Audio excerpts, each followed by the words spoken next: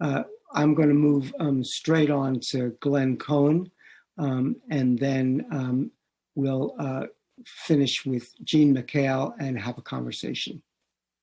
Thanks so much, Larry, and that was a great presentation. I'm just going to make 3 points. First point, most of the debate about the ethics and law of digital health passes, or to use the more common phrase, but I think a bit of a misnomer, vaccine passports, are actually debates about a related but separate question about the conditions under which mandating vaccination is justifiable and what exemptions should be permitted. So the mandate question is really separate from the verification question.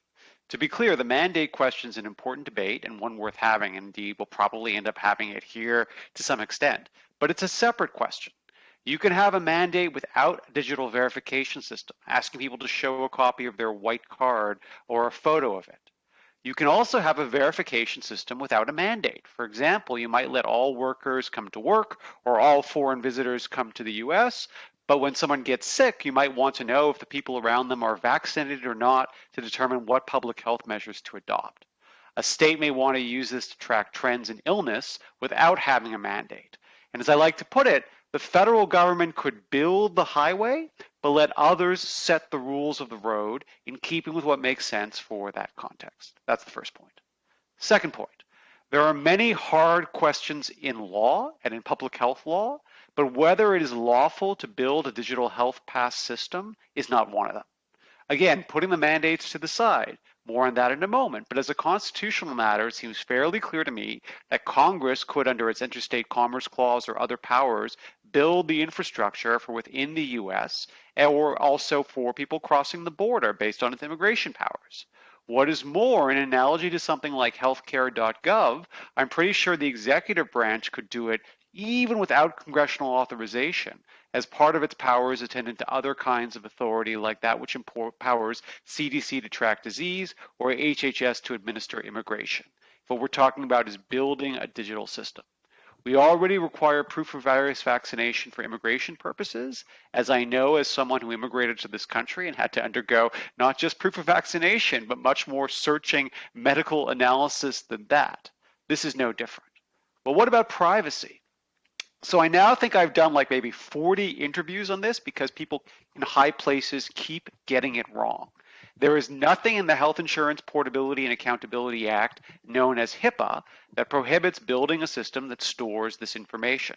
For example, New York's Excelsior Pass is not a HIPAA violation.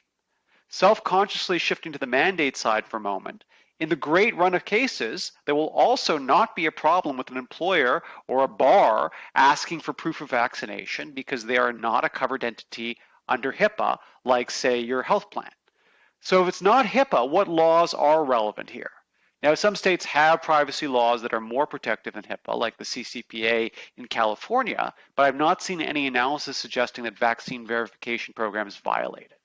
Some states, though, have passed laws explicitly prohibiting vaccine verification to be used by entities like businesses, universities, etc.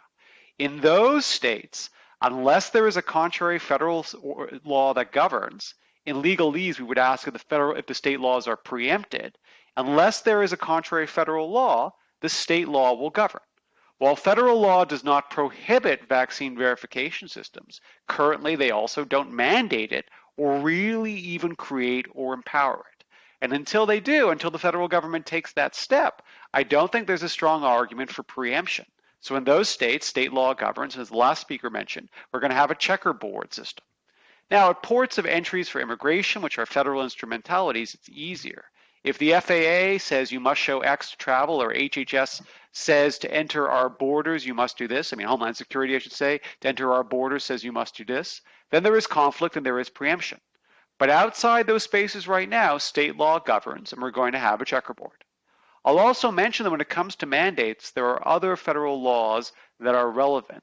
And the EEOC has weighed in about the Americans with Disabilities Act, the Rehabilitation Act, the Genetic Information Non-Discrimination Act, and how that applies to employers. And I'm happy to discuss that more during the Q&A. Okay, the third point. Well, if I'm right that the law is not really the problem, what should we be worried about when it comes to vaccine passports?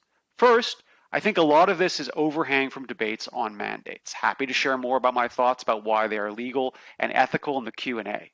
Second, there's a relevant question about what in fair information practice principle terms we call data minimization.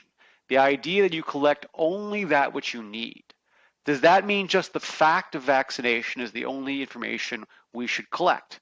I think there's an argument for collecting a little bit more information on which vaccine and the date of vaccination that could be justified if we have concrete plans to use that information to help monitor durability of vaccination. But once you start adding dates, some people start to get nervous because that is information that can be used to re-identify people to some extent. They get even more nervous when the digital health pass system itself collects location information. So with everything beyond the simple question, have you been vaccinated as an input, and everything as a simple output beyond the yes, no, it's fair to always ask the question, why are you collecting that extra piece of information? What justifies it, and what safeguards are in place? Third, there are legitimate questions about data centralization versus decentralization here. And I know that the academies are hearing from technical experts on questions like using blockchain or distributed systems, whether those are preferable.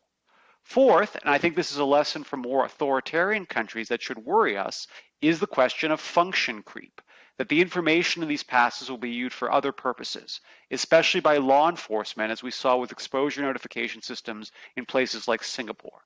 So I think data minimization does a lot of the work here to try to combat this fear. But the other things to think about are rules that require that data be destroyed after a particular period of time, providing rights to withdraw data at any time by participants, and also penalizing misuse, much in the way the Genetic Information Non-Discrimination Act does.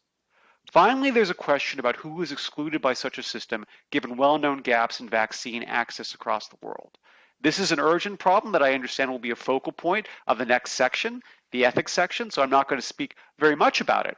I'm just going to say that in my view, if this is what worries you about vaccine passports, then that's the problem you have to solve. But leveling up, not leveling down, is the way to go. Thank you very much.